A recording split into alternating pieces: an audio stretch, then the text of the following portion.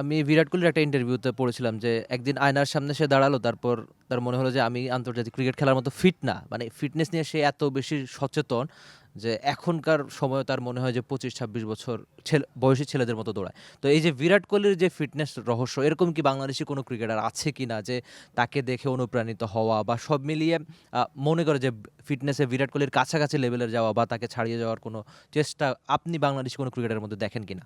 আম অনেকের চেষ্টা আছে। ডেফিনিটলি অনেকের চেষ্টা আছে যে অনেক ভালো কিছু করার। কিন্তু যে প্রবলেম যেটা হয়েছে যে বিরাট কোহলি হাইলি ডিটারমাইন্ড একটা ছেলে। Highly determined.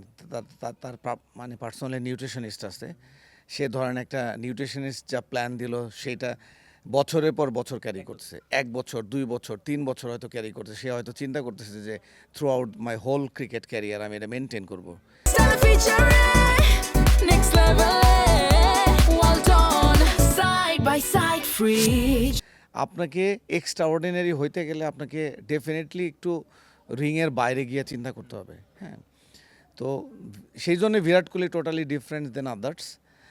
আমার কাছে যেটা মনে হয় যে আমাদের এই প্লেয়ারদেরও সুযোগ আছে। আর আমি সব প্লেয়ারদেরকেই সবসময় বলি যে আমাদের মানে আপনি একটা চিন্তা করেন, আমাদের একটা প্লেয়ার যারা প্রফেশনাল প্লেয়ার, যারা ন্যাশনাল সেন্ট্রাল কন্ট্রাক্টের প্লেয়ার, তাদের ইনকাম কত থাকতে পারে? 2 কোটি 3 কোটি টাকা। Why they are not attach a nutritionist? Why they are not attached a personal trainer? Why they are not attached with the physio? তো আপনি এগুলা করতে খুব একটা বেশি পয়সা লাগে না, হ্যাঁ, খুব একটা বেশি টাকা খরচ হয় না। সবচেয়ে ব্যাপার কি, কমিউনিকেশনের যুগ।